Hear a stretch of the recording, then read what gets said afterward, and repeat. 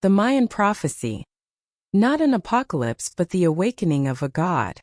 In the final fleeting moments of the year 2012, humanity held its breath. Across the globe a current of anxiety, a whisper of collective dread, flowed through the digital veins of our interconnected world. The source of this fear was an ancient people, a civilization that had risen from the emerald depths of the Mesoamerican jungle, shone with the brilliance of a temporary star, and vanished back into the embrace of history, leaving behind stone sentinels and a calendar of terrifying precision. They were the Maya, and their great cycle was coming to an end. For years, popular culture had seized upon their legacy, twisting a profound cosmic philosophy into a crude, Hollywood-esque doomsday. We were told the world would end. We were promised fire and flood, the catastrophic collapse of all we knew. December 21, 2012 was to be our final dawn. But the day came and the world did not end. The sun rose as it always had. The great machine of civilization continued to turn, and the Mayan prophecy was dismissed by many as the ultimate ancient error, a cosmic miscalculation. But what if we were looking at it all wrong? What if we, in our modern arrogance, had read only the surface of the stone and missed the soul of the inscription? What if the prophecy was never about the end of the world but the end of a world? What if it wasn't a promise of destruction, but a portent of transformation? What if the Maya were not warning us of a cataclysm, but preparing us for the arrival, or rather the return, of a power so immense, so primordial, that its awakening would ripple through the very fabric of time and consciousness? Tonight, we journey back into the heart of the Mayan mystery. We will peel away the layers of modern myth and misunderstanding to seek the truth etched in glyphs and aligned with the stars. We will explore a story not of apocalypse, but of cycles of cosmic order, and of a god whose time was prophesied to come again. This is the story of the Mayan long count. This is the tale of the end of the 13th Baktun. This is the Eldritch Codex. To comprehend the soul of Mayan prophecy, we must first perform a difficult act of intellectual exorcism. We must cast out our own most fundamental, most ingrained concept, our understanding of time. In the modern Western mind, time is a river. It flows inexorably from a single source in the past, carving a path through the present, and emptying into the vast, unknown delta of the future. It is a linear progression, a story with a beginning, a middle, and an inevitable end. Our lives, our histories, our very sense of progress are built upon this straight line. This was not the Maya worldview. For the sages and kings of the jungle cities, time was not a river. It was a boundless ocean of endlessly repeating tides. It was cyclical, a series of great concentric circles turning within even greater circles. Each cycle, each wheel possessed its own rhythm, its own character, its own divine influence, its own specific fate. This cosmic dance was not an abstract philosophy. It was the sacred engine that drove their universe. It dictated the planting of maize, the waging of war, the coronation of kings, and the ultimate destiny of the cosmos itself. Time was not a passive backdrop for events. It was an active, living force, a pantheon of gods and energies that carried events upon its currents. The Maya were obsessed, in the most profound sense of the word, with observing and chronicling these cycles. To do so, they became some of the most sophisticated astronomers and mathematicians of the ancient world.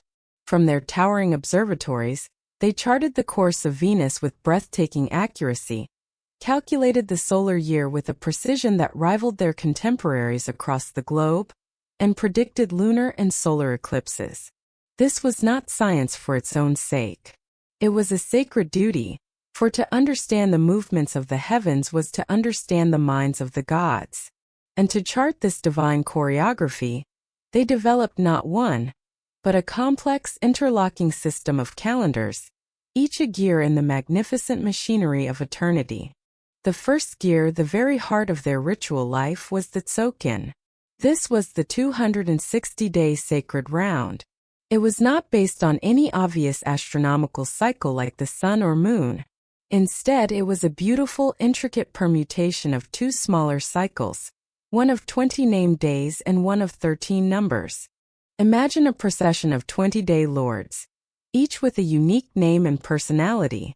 On the first day, the day lord Amix, representing the primordial sea crocodile and the source of creation, is paired with the number 1. On the second day, the day lord Ik, the wind and spirit, is paired with the number 2. This continues until the 13th day, when the day lord Ben is paired with the number 13. On the 14th day, the numbers reset to 1, pairing with the 14th day lord 9. This intricate dance continues until all 260 unique combinations of day name and number have passed, at which point the cycle begins anew. The origin of the 260-day count remains a subject of scholarly debate, but its most poignant correlation is deeply human.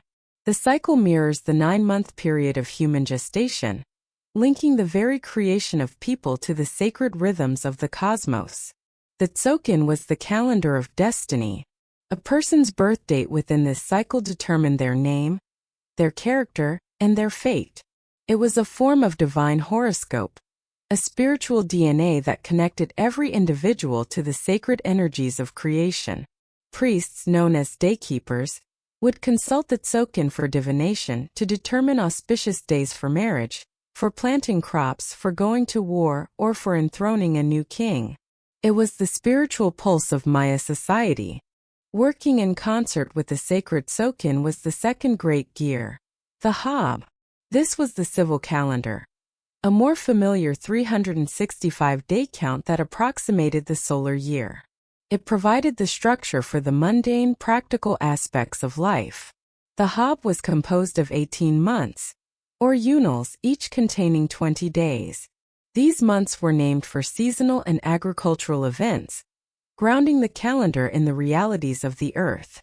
18 months of 20 days gives a total of 360 days. To align their calendar more closely with the true solar year, the Maya appended a special, 5-day period at the end of this cycle. This period was known as the Wayeb, and it was a time of profound dread. The Wayeb was considered a dangerous liminal time. It was a period that stood outside the normal months, a seam in the fabric of reality. During these 5 days, the barriers between the mortal world and the supernatural realm of Xibalba, the underworld, grew thin. Malevolent spirits were thought to roam the earth. It was a time for caution and quiet reflection. People would extinguish their fires, avoid leaving their homes after dark, and refrain from strenuous work or travel. To be born during the Wayeb was considered an exceptionally ill omen. These 5 days represented the immense danger inherent in the turning of a cycle, a microcosm of the larger cosmic transitions that governed their universe. The true genius of the Maya calendrical system was how these two cycles, the sacred and the profane, were woven together to create a larger, more comprehensive rhythm. This intermeshing of the 260-day Tsokin and the 365-day Hab formed what is known as the calendar round. Any given date was designated by its position in both calendars. For example, a day might be 4 Ajah in the Tsokin and 8 Kumkyu in the Hab. Because the two cycles are of different lengths, this specific combination of dates would not repeat until 18,980 days had passed. This equates to 52 Hab years, or roughly 52 of our solar years. The completion of a 52-year calendar round was a moment of immense significance, a major milestone in the life of any Maya. An individual would be fortunate to see one such completion in their adult life. It marked a point of societal renewal, a time when the world was cleansed and the cosmic order reaffirmed, often celebrated with great ceremonies. It was the closing of one chapter of life and the beginning of another. But for the Maya, even a 52-year cycle was not enough. To be true lords of time, they needed to chronicle their history not in terms of human lifespans, but across vast epochs. They needed a way to place the reign of a king or the founding of a temple onto a single unbroken timeline stretching back to the dawn of creation itself. To achieve this, they devised their most ambitious and awe-inspiring calendrical creation, the long count. Unlike the repeating cycles of the calendar round, the long count was an absolute linear chronology. It functioned like a cosmic odometer, measuring the number of days that had passed since a specific, mythological starting point. This zero date, the moment the current universe was set in motion, was fixed by the Maya at a point in the distant past that corresponds to August 11, 3114 BCE in our modern Gregorian calendar. This date did not mark the beginning of the Maya people, but the birth of the current world age, the era of the Maize people. From this primordial moment, they counted time forward using a modified base 20 or vigesimal system. This grand count was organized into a hierarchy of increasingly vast periods. The fundamental unit was the kin, a single day, the sun's journey. 20 kin made a unal, a period of 20 days. 18 unal, not 20. A crucial modification to better approximate the solar year created a ton. A ton was 360 days, the vague year that formed the basis of the Hob. 20 ton formed a Caton. This was a period of 7,200 days, or just under 20 of our years. The Caton was a critical block of historical time for the Maya. The histories inscribed on their stone stelae are often organized by Caton endings, with each 20-year period having its own prophecies and associated character. And finally, the largest unit in common use, the grand epoch of the long count, was the Bokton. A Bokton was composed of 20 Caton, a vast span of 144,000 days. This is nearly 400 years, 394.25 of our solar years to be precise. A single Bokton encompassed the rise and fall of entire dynasties and empires elsewhere in the world. The long count date that became the center of the 2012 phenomenon, December 21, 2012, was simply the day that the long count odometer marked the completion of the 13th Bokton since the creation date. On that day, the calendar would read 13.0.0.0.0. For many in the modern world, this string of zeros, this great reset, signified a final endpoint, a computer crashing, a full stop, the end of time itself. But in the intricate mathematics and theology of the Maya, it was anything but. To them, the number 13 was not unlucky. It was one of the most sacred and powerful numbers in their cosmology. There were 13 levels in the heavens, 13 numbers in the Tzolk'in cycle, 13 major gods in their pantheon.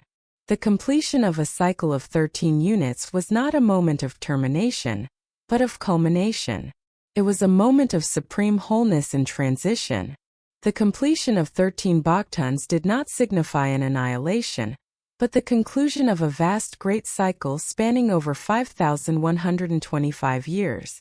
It marked the end of one world age, and the dawning of the next.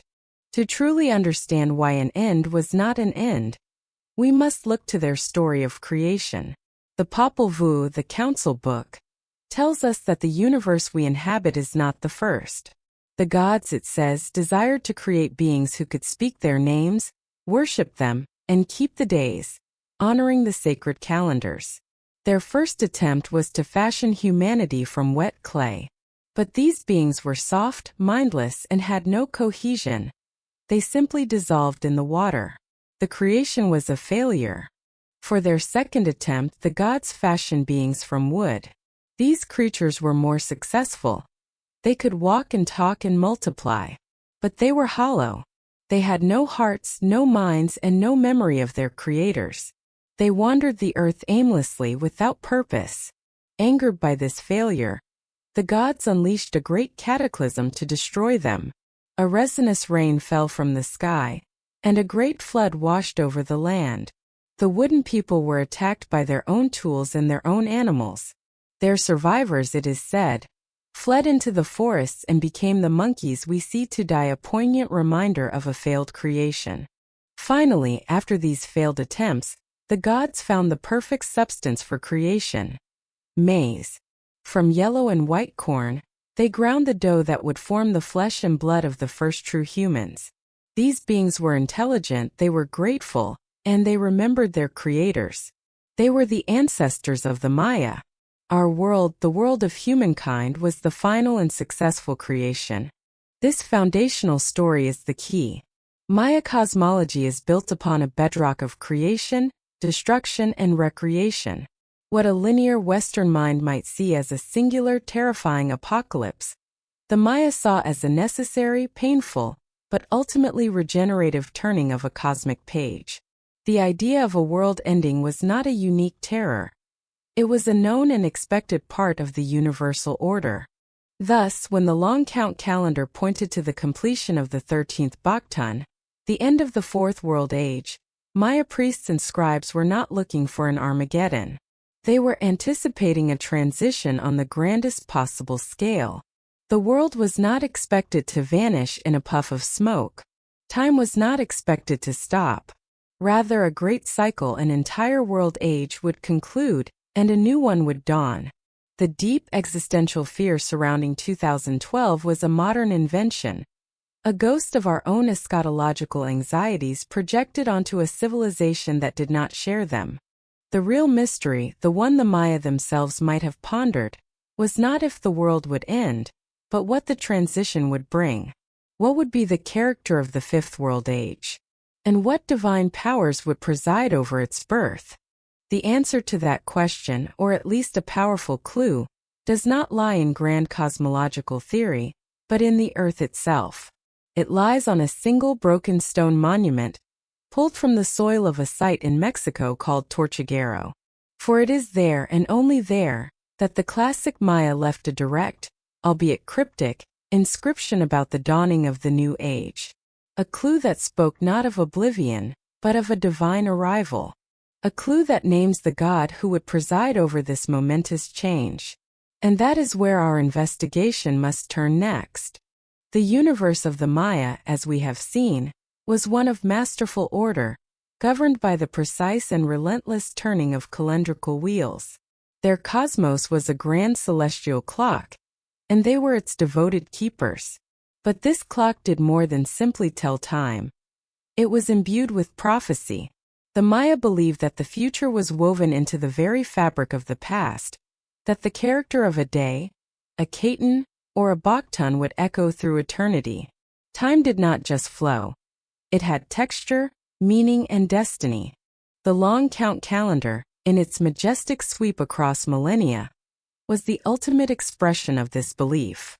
We can imagine it as a great coiled serpent, the cosmic timeline itself, stretching from the dawn of the Fourth World Age into the unknown future. Each segment of its body, each Baktun and Ketan, held the memory of what had passed and the seeds of what was to come. To the Maya, history was not a collection of random events but a recurring pattern, a song with returning verses. The great serpent of time would eventually coil back upon itself, and the events of one age would find their rhyme in another.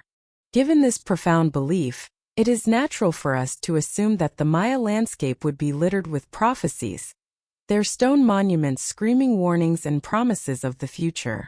But here we encounter a crucial and surprising fact. The vast majority of Mayan inscriptions are not prophecies. They are history.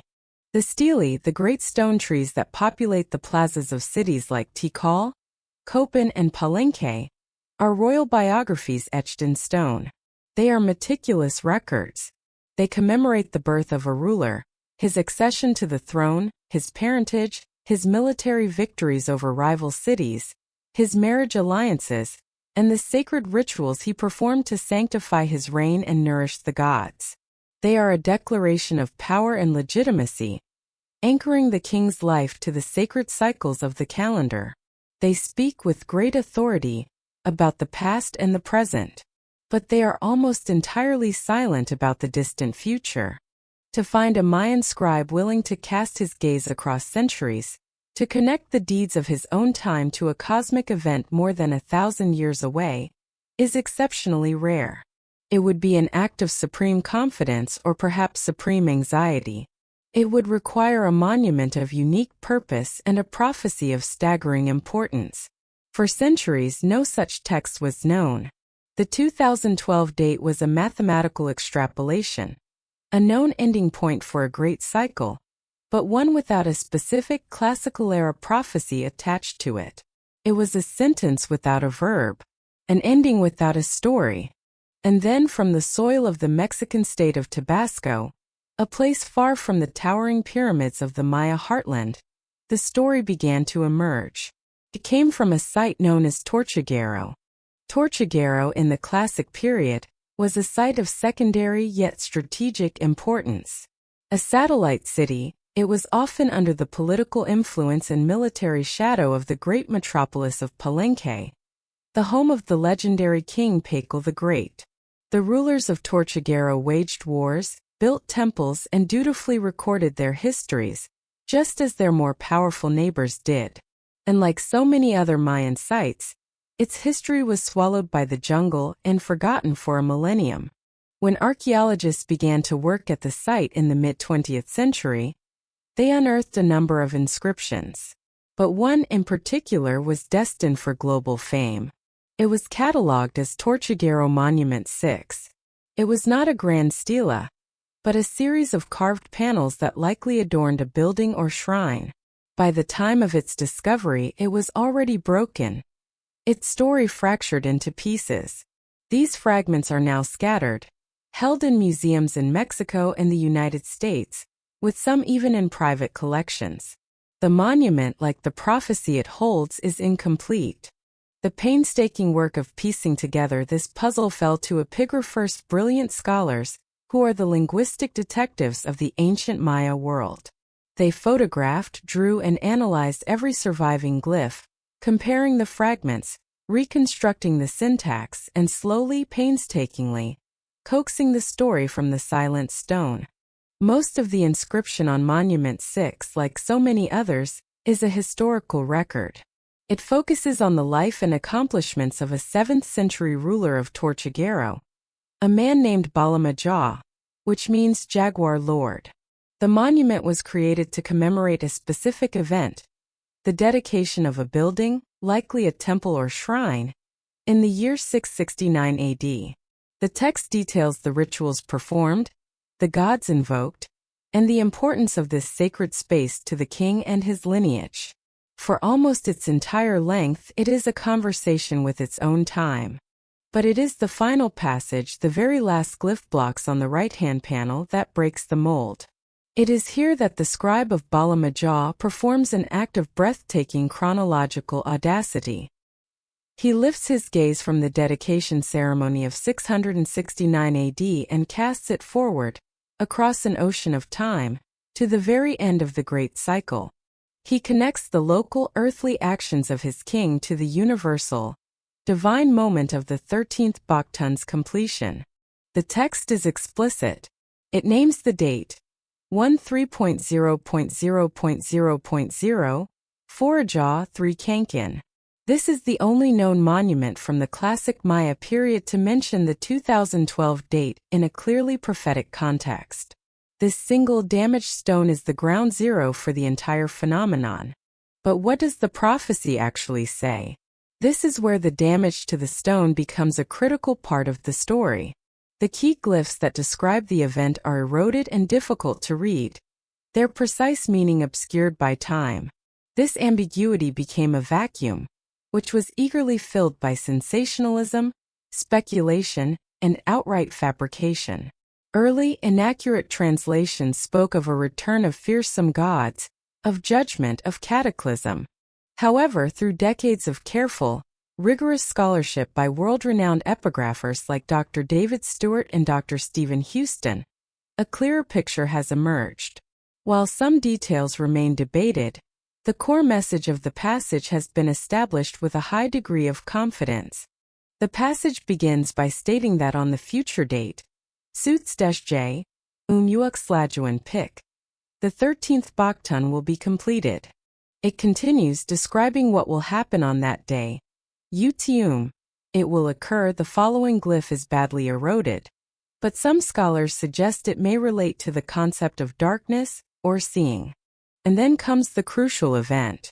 YML, the descent, or the coming down. The descent of whom? The final legible glyphs name the entity at the heart of the prophecy. Not an army of gods, not a rain of fire, but a single specific and profoundly mysterious deity. The prophecy concludes with the name, Balan Ku. The prophecy was not about the end of the world. It was about an arrival. It foretold the descent of Balan Ku. This revelation changes everything. The focus of our inquiry must shift from a date to a deity. Who or what is Balan Ku? If you were to search the most famous stories of the Maya pantheon, you might struggle to find him. He is not Itsamna, the supreme creator god. He is not Kinnichahau, the sun god. He is not Chak, the rain god whose image is ubiquitous. And he is not Kukulkan, the feathered serpent, a deity known across Mesoamerica. Balan Ku is a much more primal, enigmatic, and, to some, terrifying figure. He is a god deeply associated with the most dangerous and volatile forces in the Mayan cosmos: war, conflict, sacrifice, the underworld, and the turning of eras. His name is potent with meaning. Balan means 9. Yacht is more ambiguous, possibly meaning strides, steps, or foot. Ku is the Maya word for God, or divine spirit. So he is the 9-footed god, or the god of 9 strides. The number 9 is profoundly significant, for it is the number of the levels of the Maya underworld, Xibalba, and the number of the Balan Ku, the 9 lords of the night who ruled over the darkest hours. This immediately ties him to the chthonic realms, to darkness and periods of trial. In surviving codices and on carved pottery, Balan Ku is often depicted in contexts of violent change. He is present at scenes of war and the sacrifice of captives. He is a god of upheaval, of moments when the old order is violently swept away. Some of his depictions show him carrying a rope or a burden, signifying the transfer of power or the beginning of a new cycle of tribute. He embodies the chaos and bloodshed that often accompany the end of one age and the beginning of another. But and this is the crucial point, is not purely a force of destruction. He is also a god of creation. In some mythological texts, Balan Ku is present at the very moment of the dawning of the current world age, the one that began in 3114 BCE. He is a god of the beginning as well as the end. He represents the principle of creative destruction, the idea that for a new order to be born, the old one must be torn down. He is the divine force that clears the slate, through violence and upheaval if necessary, so that a new world can be built. His presence at the turning of the 13th Baktun is therefore not just a threat, but a profound statement. The Maya of Tortuguero were prophesying that the great transition would be overseen by this specific, complex Dietya god, whose very nature was cyclical change. This forces us back to the monument itself. Why did Balamaja, the king of Tortuguero in 669 AD, feel compelled to make such a prophecy? The answer likely lies in the politics of his own time. He was linking his own legacy, and the dedication of his new temple, to this immense cosmic moment far in the future. It was an act of profound self-aggrandizement. He was essentially saying, "This sacred house that I build today is so important, its spiritual energy will resonate through time and be present at the great turning of the age, when Balan Ku himself will descend." He was attempting to weave his own thread into the grandest tapestry of all, ensuring his own immortality by tying his name to the god of transitions. The prophecy of Tortuguero Monument 6 was likely never meant as a general warning to the entire world. It was a specific, localized prediction, tied to the lineage of a king and the sacred ground of his city. It declared that Balan Ku would manifest in relation to the events and places of Tortuguero. And herein lies the ultimate, tragic irony. The single greatest piece of evidence for a Mayan 2012 prophecy pointed to a specific event, the arrival of a specific god, at a specific place. A place now buried beneath a cement factory. The sacred ground where this momentous descent was to occur has been paved over, its secret silenced by the drone of modern industry. Perhaps the god did descend, only to find the sacred ground desecrated. his arrival unnoticed in the noise and apathy of the modern world. This lone, broken inscription forces us to reevaluate the entire 2012 phenomenon. The question was never about if the world would physically end. The question, as posed by the ancient Maya themselves, was about the nature of the deity who would preside over the transition. Why this god of darkness, war, and radical creation? Why would they foresee his arrival at the close of their great cycle? To understand that, we must understand the immense trauma that was written into the serpent's coil, the great tragedy that befell the Maya civilization long before their prophecies were ever known to us, the great classic collapse. In the great echoing chamber of history, some voices are shouts, and some are whispers.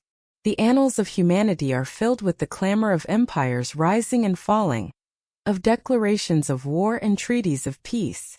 But often the most profound truths, the messages that travel furthest through time, begin as the quietest of whispers.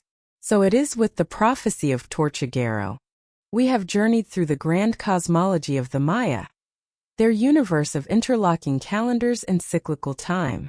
We have arrived at the ground zero of the 2012 prophecy, a single broken monument from a small kingdom, bearing the only known classical inscription to peer into the fate of our modern era. This monument, and the faint whispers captured on its surface, became the seed of a global phenomenon. But it was a seed that grew into a twisted tree, bearing fruit that the original sower would never have recognized. To understand the prophecy, we must first silence the noise. We must tune out the cacophony of doomsday preachers, Hollywood blockbusters, and internet hysteria that came to define it. We must return to the stone itself. We must listen, with the patience of an archaeologist, to the whisper of Bala Majah's scribe. For the story of Tortuguero Monument 6 is not the story of a Mayan prediction of the end of the world. It is the story of a profound and tragic misreading. Let us perform an anatomy of this prophecy, dissecting its components to separate the ancient message from its modern corruption. The passage is cryptic, yes, but it is not a complete mystery.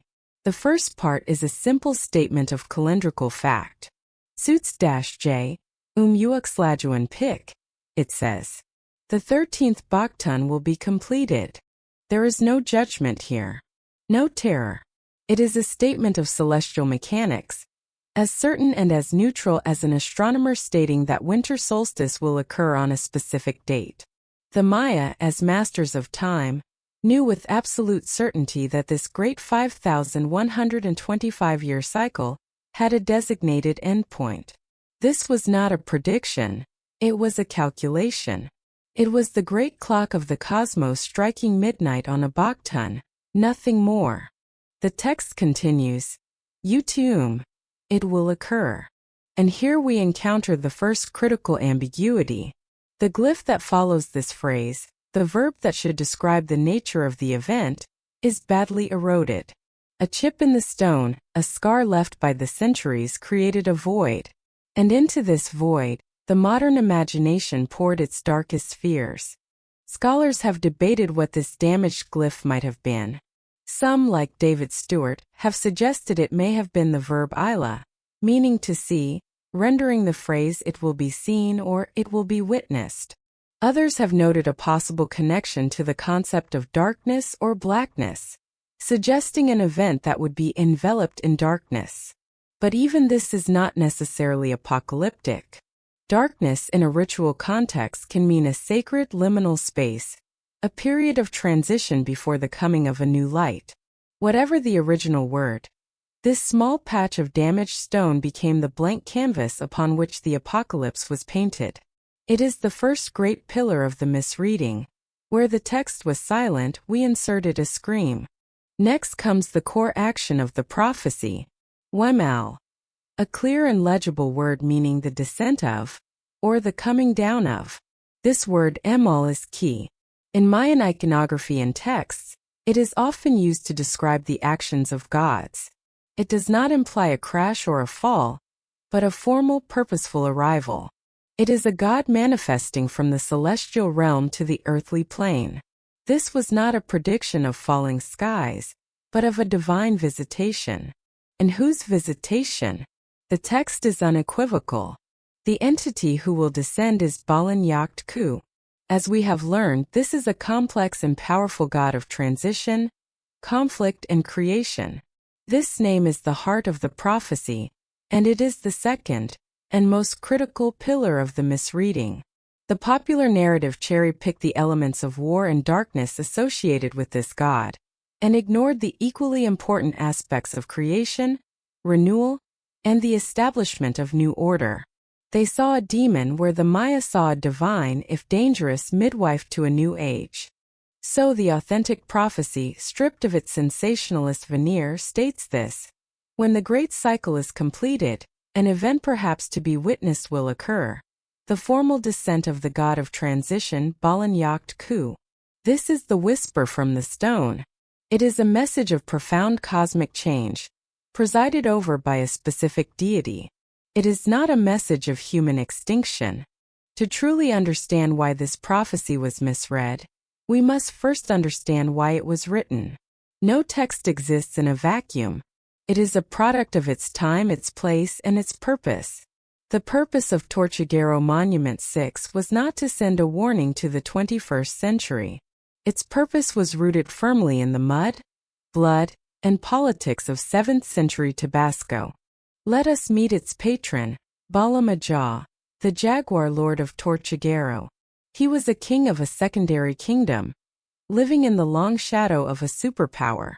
To his west lay the magnificent city of Palenque, ruled by one of the most famous kings in Maya history, Kinich Janab Pakal, or Pakal the Great.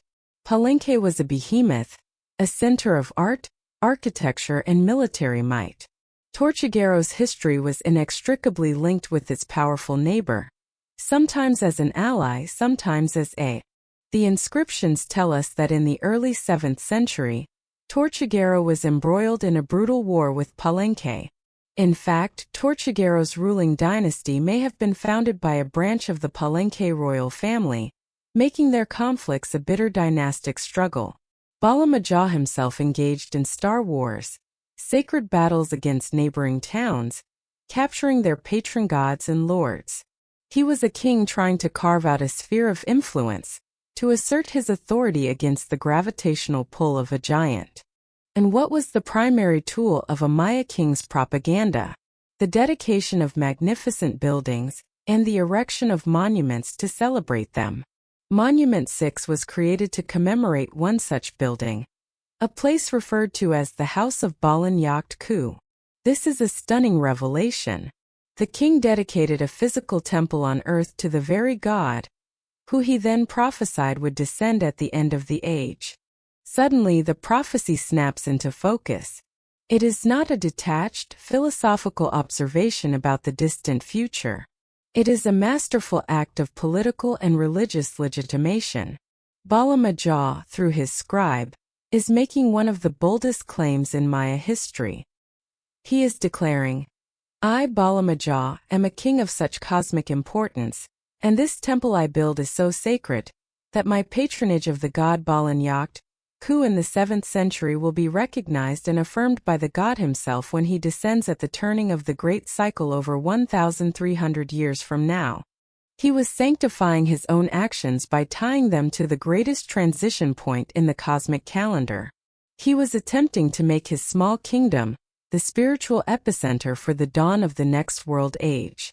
The prophecy's primary audience was not us. It was his rivals in Palenque and other cities. It was a statement of power, a challenge written in the language of the gods and time. It was the ancient equivalent of a superpower declaring its destiny to lead the world into the future. The whisper was never meant for us. It was a political shout to his contemporaries. How, then, did this internal 7th century political statement become the blueprint for a 21st century apocalypse? This is the story of the misreading, a game of telephone played across decades and cultures. The first step was its removal from context. In the mid-20th century, as scholars deciphered the long count, they identified the 2012 end date as a simple mathematical fact. For decades, it remained a point of academic curiosity. Then, in the 1970s and 80s, the burgeoning New Age movement began to appropriate and reinterpret indigenous spiritual traditions from around the globe. The Mayan calendar, with its intricate cycles and cosmic philosophy, was a perfect candidate. Authors and spiritualists, often with little to no formal training in Mayan epigraphy or archaeology, seized upon the 2012 date. They disconnected it from the Maya and reconnected it to their own narratives of spiritual awakening, consciousness shifts, or galactic alignments. They blended it with prophecies from other cultures, astrology, and fringe science. The end of the Bactun was no longer a Mayan concept. It was the universal deadline for human transformation. The discovery and translation of the Tortuguero monument in the latter part of the 20th century should have clarified the situation. It should have grounded the prophecy, showing it to be about a specific god and tied to a specific place. Instead, it acted as fuel on the fire. The sensationalists ignored the nuance. They heard descent of a god and translated it to Judgment Day. They heard the name of a god associated with war and saw only destruction, ignoring his role as a creator. The ambiguous, eroded section was definitively interpreted as a harbinger of doom. The rise of the Internet completed the transformation. Misinformation, once spread through books, could now circle the globe in an instant. The quiet, cautious language of academia, perhaps, suggests, possible interpretation, was no match for the loud, confident certainty of doomsday websites and viral videos. The whisper from the stone was completely and utterly drowned out by a chorus of manufactured screams. The prophecy was not just misread, it was inverted. A message about the cyclical and regenerative nature of time was twisted into a story of a linear final end. A text designed to legitimize a king by linking him to a creative transition was contorted into a universal announcement of annihilation. We did not listen to the Maya. We forced them to speak our own language of fear. The great misreading of the Tortuguero prophecy is a cautionary tale. It reveals more about us than it does about the Maya. It reflects a modern anxiety, a deep-seated cultural fascination with the apocalypse that we project onto the silent canvases of the past. We looked into the depths of the Mayan calendar and saw not their worldview, but a reflection of our own fears. The prophecy of Tortuguero Monument 6 did not fail. It succeeded perfectly in its original purpose, to immortalize a 7th-century king. The failure was ours. A failure of listening, a failure of context, a failure of respect. But now, with the noise faded, we can finally ask the right question. The misreading centered on the event apocalypse versus transition. But the true mystery lies with the agent. Why did the scribe of Bala Majah choose Balan Yakhtku, the god of conflict, upheaval, and violent creation, to preside over this change? What events in the Maya's own history, in the great serpent's coil of time, would make them associate the turning of a great cycle with such a formidable and terrifying deity? The answer lies not in the future, but in a deep trauma from their own past, a widespread cataclysm that would haunt their memory forever. The classic Maya collapse. All of human history had led to this, or so we were told. Millennia of civilization, of discovery, of art, of war and peace, were to culminate in a single final day. As the sun set on December 20, 2012, a planetary wave of anxiety, anticipation, and morbid curiosity reached its crest. In the digital ether, the hum of servers was a frantic prayer. On television screens, countdown clocks ticked with breathless gravity. From the sacred pyramids of the Yucatan to the supposed mystical vortexes of the Pyrenees, humanity held a collective breath, waiting for the sky to fall. We had journeyed through the labyrinth of Mayan timekeeping. We had located the single, damaged stone in Tortuguero that spoke of this moment. We had unmasked the political motives behind its inscription and untangled the decades of misreading that twisted a prophecy of transition into a B-movie apocalypse. But all that intellectual understanding could not entirely dispel the primal fear of an ending. The question whispered in every corner of the globe remained. What happens tomorrow? And then the sun rose. It rose over the Pacific, casting its light on the islands of Oceania. It swept across Asia, Africa, and Europe, and finally, it illuminated the Americas, the very heartland of the Maya. It was a Friday. People went to work. Children went to school. The world did not end. There was no rogue planet, no polar shift, no catastrophic solar flare. And as the Earth completed its rotation, and the sun rose once more on December 22nd, the great prophecy, as the world had come to know it, died. It expired not with the bang, but with the silent global sigh. A sigh of relief for some, a sigh of disappointment for others, and a sigh of embarrassment for those who had so confidently proclaimed the end was nigh. The great wave of anticipation crashed on the shore of a perfectly ordinary day, leaving behind only the flotsam of a modern myth. So was that it? Was the entire vast intellectual edifice of Mayan cosmology, their meticulous astronomy, their profound philosophy of time, all leading up to a non-event? A cosmic letdown? By the measure of the apocalyptic narrative, the prophecy was an abject failure. But to judge it by that standard is to continue to miss the point entirely.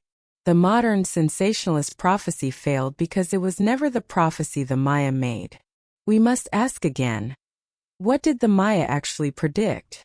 The prophecy had two core components, laid out on Tortuguero Monument 6. The first was the completion of the cycle. The 13th Baktun will be completed. On December 21, 2012, the long count reached the date 13.0.0.0.0.0. This part of the prophecy was fulfilled with absolute mathematical precision. It was not a prediction of an event on that day, but the prediction of the day itself. The grand cosmic odometer, which had been counting for 5,125 years, simply ticked over. The end of the cycle was a calendrical certainty, and it occurred exactly as the Maya calculated. While the world was bracing for impact, the descendants of the Maya were celebrating. To them it was a moment of profound renewal. They were not marking an end but a beginning, a time to shed the burdens of the old age and welcome the dawn of a new one. The first part of our central question, the end of a cycle, can be answered with a definitive yes. The great cycle concluded. But this leaves the second, more enigmatic part of the prophecy unresolved. What of the divine agent of this change? What of the awakening of the god? The prophecy foretold the descent of Balan Yacht Ku. If we are looking for a literal, physical manifestation, a deity parting the clouds to appear before humanity, then by that measure, the prophecy also failed. No such being was witnessed. But to expect a literal arrival is to once again impose a Western, literalist interpretation onto a profoundly symbolic worldview. The Maya gods were not simply supernatural people living in the sky. They were the personification of cosmic forces, the divine embodiments of the very character of time itself. Chak was not just a god who brought rain. He was the divine essence of rain. Kinichahau was the power and journey of the sun. To understand the awakening, we must understand the God himself in all his complexity. We have spoken of his connection to war and darkness, but that is only half of his story. His full name and titles reveal a deeper, more constructive role. He is often referred to as Balan Yacht Ku, the nine-footed god. But he is also intimately linked to a group of deities known as the Balantiku, the nine gods.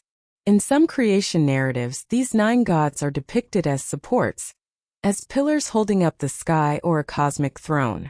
They are foundational. This is why Balan Yacht Ku is sometimes understood as the nine-support god. He is a god who embodies the violent, chaotic process of creative destruction. He is the forest fire that rages through the old wood, terrifying and destructive, yet clears the way for new seeds to find the sunlight. He is the volcanic eruption that lays waste to the landscape, but whose ash creates the most fertile soil imaginable. He does not just preside over the end. He supports the new beginning that rises from the ashes. His descent or awakening at the turn of a great cycle is not a threat of simple annihilation.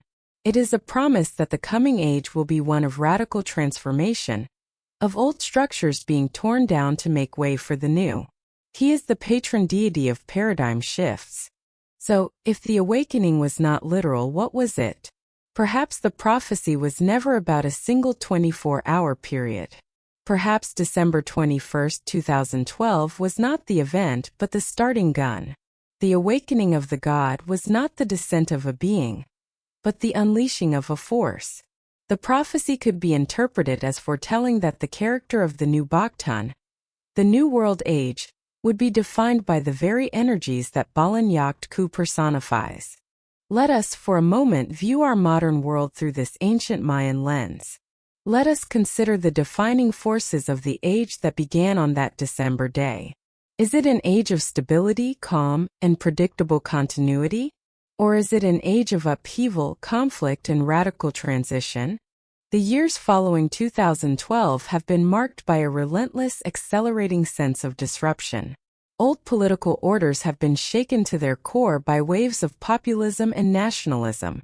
Social structures have been challenged and redefined by powerful new movements for justice and identity.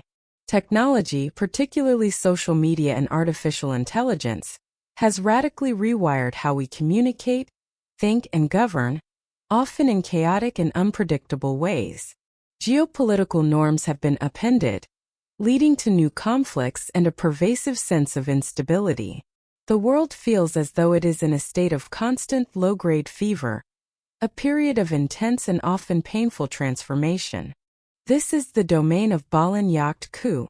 Conflict, upheaval, the tearing down of old certainties, the painful birth of a new order. If we view the awakening of the god, not as a literal event but as a metaphor for the dominant spirit of the age, then one could argue poetically that the prophecy has been unfolding before our very eyes. The Maya did not predict our headlines. They did not name our political movements.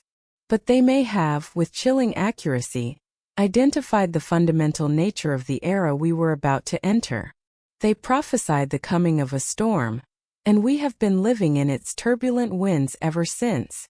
The prophecy, therefore, was not a warning of a single event, but a character sketch of an entire epoch. The descent of the Nine Support God was the beginning of an age where the very foundations of the old world would be tested, cracked, and in some cases shattered to support the construction of a new one. This brings us to our final verdict. The question posed at the beginning of our journey, the end of a cycle, or the awakening of a god, presents a false choice. It is not an either/or proposition. The true genius of the Mayan prophecy, the whisper from Tortuguero, is that it is a statement of both/and. It was the end of a cycle. This is the literal, astronomical, and mathematical truth. It was a non-negotiable fact of their cosmic clock, a moment of transition that occurred precisely as calculated. This was the cause, the trigger, the striking of the celestial bell. And it was the awakening of a god. This is the metaphorical, spiritual, and consequential truth. The end of the cycle was the catalyst for the dawning of a new age, an age that would be defined by the very forces of creative destruction that the Maya personified in their formidable god of transitions. The end of the cycle was the event. The awakening of the god is the enduring consequence, the character of the world that follows. The prophecy was a single, elegant, and profound statement of cosmic cause and effect. The great serpent of time shed its skin, and in doing so, revealed the new pattern for the age to come. The Maya were not predicting the future in some magical sense. They were demonstrating a wisdom so deep that they understood the very texture of epochal change, and gave it a name. Balan Yakhtku, the Nine Support God, the eternal patron of the world remade. The jungle has reclaimed so much. The great cities of the Maya Tikal, Calakmul, Palanquer, now islands of stone in a vast green ocean. The voices of their kings are silent. The ink of their codices has turned to dust and memory. But their legacy endures, not in prophecies of fire, but in a philosophy of time that holds a mirror up to our own civilization. The true Mayan prophecy was never about one date. It was about the nature of existence itself. It was a warning and a promise encoded in their cycles. It teaches us that nothing is permanent. Civilizations rise and fall. Orders are established and then decay. Periods of stability are inevitably followed by periods of chaotic transformation. What the modern world has forgotten, and what the Maya understood intimately, is that we are not separate from these cycles. We are subject to them. Our technological prowess, our global networks, our belief in linear progress, none of it makes us immune to the great rhythms of creation and destruction. The story of the Maya themselves is a testament to this truth. The classic Maya collapse around the 9th century AD saw their great southern cities mysteriously and rapidly abandoned. The causes are still debated: prolonged drought, endemic warfare, political instability, disease, environmental degradation from deforestation and overpopulation. Most likely it was a perfect storm of all these factors. Their complex society, for all its brilliance, reached a breaking point. The balance was lost. A cycle ended. Their civilization did not vanish entirely. It shifted, migrating north to cities like Chichen Itza and Mayapan, where it flourished anew before the arrival of the Spanish brought another, more brutal end. The Maya people are still here today, millions of them, living in their ancestral lands, speaking their ancient languages, fighting to preserve their culture against the pressures of the modern world. They are the living embodiment of this resilience, of the cycle of collapse and rebirth. And so, the legacy of their long count is not a date, but a perspective. It asks us to look at our own world. Are we, too, showing the signs of a cycle nearing its breaking point? We see unprecedented environmental stress, political polarization that feels like endemic warfare, and a global system straining under its own complexity. Are we heeding the warnings that the Maya etched in stone? The warning that even the greatest civilizations are not immortal, that the balance with our environment is sacred and fragile, and that the hubris of today can become the ruins of tomorrow. The 2012 prophecy was a cultural phenomenon because it tapped into a deep-seated anxiety within our own society. We feel intuitively that our world is on the cusp of a profound change. The Maya simply gave that feeling a name and a date. We misread their message because we hoped for a simple external solution or a simple external end. It is easier to imagine the world ending in a flash of light than it is to confront the slow, difficult work of changing our own destructive patterns. It is easier to fear a mythical god descending from the heavens than it is to face the unsettling realization that the forces of chaos and creation are already at work, right here, right now, within our societies and within ourselves. The true awakening is not that of a Mayan god. It is the awakening of our own consciousness to the cyclical realities of existence. The end of a cycle is an opportunity for renewal. The Mayan prophecy in its true form is not a death sentence. It is a challenge to learn from the echoes of the past, to navigate the turbulence of the present with wisdom, and to consciously, deliberately, build the foundation of the next cycle, the next world that is waiting to be born. On the morning of December 22, 2012, the world awoke to a profound silence. It was not the silence of a world ended, but the silence of a story that had suddenly lost its final page.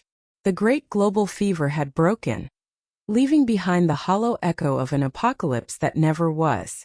The countdown clocks hit zero and simply vanished. The prophets of doom quietly deleted their websites. The 2012 phenomenon, once a roaring cultural inferno, was reduced to a pile of cooling embers, a quirky and slightly embarrassing memory of a time we collectively lost our minds. It is tempting now to dismiss the entire episode, to file the Mayan prophecy under cultural delusion and move on, to see it as a testament only to human gullibility and the power of viral media. To do so would be easy, and it would be the final and perhaps greatest tragedy in this long and complex story. Because the real tragedy of 2012 was not a global catastrophe. It was a global failure of listening, a monumental missed opportunity. For 2,000 years, the scribes and priests of the Maya carved their understanding of the universe into stone and bark paper. They built a philosophical and scientific edifice of breathtaking complexity, a way of seeing time and existence so radically different from our own. And when we finally belatedly found a single cryptic fragment of this vast library that spoke to our own time, what did we do? We did not seek to understand their worldview. We did not try to learn their language of cycles and gods. We held it up as a mirror, but saw only a distorted reflection of our own anxieties. We took a civilization's deepest thoughts on the nature of cosmic renewal and turned it into a monster movie. To understand what we missed, we must return to the heart of the matter, the very nature of time. Our modern world is built on the tyranny of the straight line. For us, time is an arrow shot from an unknown past, through a fleeting present, towards an irretrievable future. It is a finite resource to be managed, saved, and spent. This linear view gives us a powerful sense of progress, of building towards something better. But it also burdens us with the deep and abiding anxiety, the anxiety of running out of time, the anxiety of a final absolute end with no possibility of return. Our entire eschatology belief in a singular judgment day, an Armageddon, a rapturous the ultimate product of this linear thinking. The Maya lived by a different truth. Their time was not an arrow, it was a great repeating spiral. It was an ocean of tides, not a river. For them, nothing was ever truly lost, because everything would eventually return. A day's character would echo through the cartoons. The fate of a past age would inform the destiny of the next. This cyclical worldview does not breed the same kind of anxiety. Instead, it fosters a different quality: wisdom. The wisdom to recognize patterns. The wisdom to understand that periods of growth are followed by periods of decline, which are themselves the necessary precondition for new growth. It is a worldview that sees endings not as tombstones, but as compost for new beginnings. When we projected our linear fear of a final end onto their cyclical calendar, we committed a fundamental error of translation. We were trying to read a profound poem as if it were a simple instruction manual. We looked for a period at the end of the sentence when they were showing us a comma, a pause before the next grand clause. The prophecy we embraced was not Mayan. It was ours. We took all the endemic fears of the early 21st century and hung them on the scaffold of the long count. Our fear of ecological collapse, born from a century of industrial pollution, became their story of a world destroyed by flood or fire. Our anxiety over geopolitical instability and endless war became their descending gods of conflict. Our dread of economic systems crashing under their own weight became their fall of kingdoms. Our fear of a technology we no longer control became their story of divine retribution. The 2012 phenomenon was a psychological projection on a global scale. It was a desperate search for meaning in what felt like an increasingly chaotic world. There was a strange comfort in the idea of a cosmic reset, a sense that the overwhelming problems of our time might be wiped away by a higher power, even a destructive one.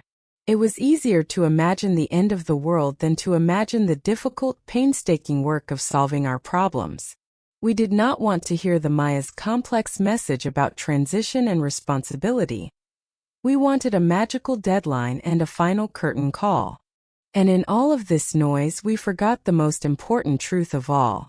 The Maya are still here. Their civilization did not vanish into the jungle mist. They did not disappear. They survived. They survived the mysterious classic collapse that emptied their great southern cities. They survived the brutal Spanish conquest that burned their books and toppled their idols. They have survived 5 centuries of disease, oppression, and marginalization. Today, more than 6 million Maya people live in their ancestral homelands, speaking their languages, practicing their traditions, and fighting for their future. Many of them are still keeping the days.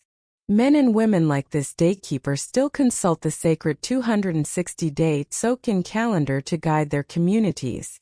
The unbroken thread of their cosmic knowledge, passed down not on stone, but through living memory, persists. They are the guardians of the embers of a great intellectual fire. Perhaps the greatest injustice of the 2012 misreading was this ultimate act of erasure.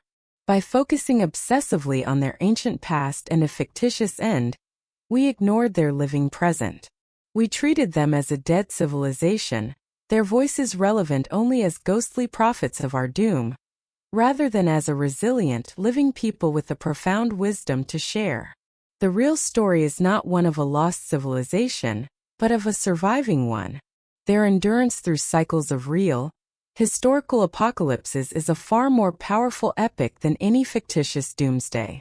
So, if the prophecy was not about the end of the world, what is its enduring legacy? What is the final message of this unwritten codex? What can the Lords of Time teach us? Here in the turbulent dawn of the 14th Baktun, the age of the awakened God, the lessons are as profound as they are timeless. The first lesson is one of profound humility. The Maya challenged the intellectual hubris of the modern world. They remind us that our way of seeing reality, our linear obsession with progress, our science, and our philosophy, is just one possible model of the universe. For 1,000 years they thrived with a completely different operating system, one that saw time as sacred, cyclical, and alive. They remind us that there are other ways of knowing, other ways of being. To truly listen to them is to accept the humbling possibility that our own worldview is not the final word. The second lesson is the importance of pattern recognition. The Maya believed that to understand the present, you must study the deep past, for the patterns will rhyme. As we navigate our current era, this age of disruption, conflict, and radical transformation that so perfectly matches the character of Balan Yacht, Their worldview offers us a tool. It encourages us to look for the cycles in our own history, to see how ages of expansion and stability give way to ages of contraction and chaos, which in turn plant the seeds for a new order. They teach us that our turbulent present is not an unprecedented aberration, but a known phase in a much larger cosmic cycle. It has all happened before, and it will all happen again. And this leads to the third and most powerful lesson: a new understanding of hope. Not the simple optimistic hope that things will just get better, but a tougher, more resilient hope, forged in the acceptance of necessary endings. The Maya understood that creation is often a violent act. They knew that forests need fire, that new worlds are built upon the ruins of the old. Their prophecy was never about a painless spiritual evolution into a golden age. It was about the descent of a god of creative destruction.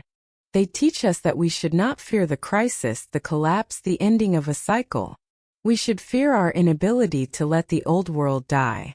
They teach us that true hope lies in our courage to face the necessary darkness, to walk through the crucible of transition, trusting that it is part of a sacred and regenerative process.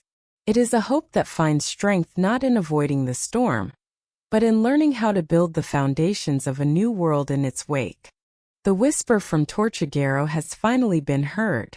It was not a prophecy of doom. It was a prophecy of transformation.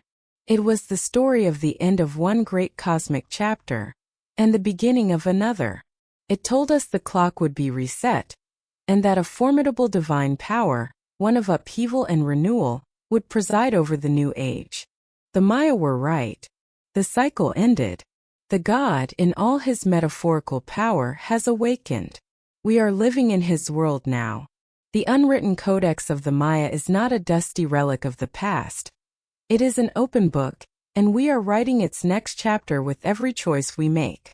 Their legacy is not fear, but a challenge. A challenge to see time not as a line hurtling towards a cliff, but as a great repeating spiral of possibility. A challenge to face the painful transitions of our own age with the wisdom, resilience, and enduring hope of the people who knew, better than any other, what it meant to be the Lords of Time. Thank you for joining us on this deep dive into the true meaning of the Mayan prophecies.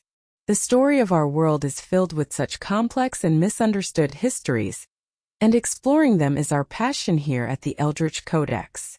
If you believe, as we do, that understanding the past is essential to navigating the present, please consider subscribing to our channel and becoming part of our community of seekers. Your support is what makes these long-form investigations possible. Click the bell icon to be notified when we release our next expedition into the forgotten corners of human knowledge. Until next time, stay curious and continue to listen for the whispers of history.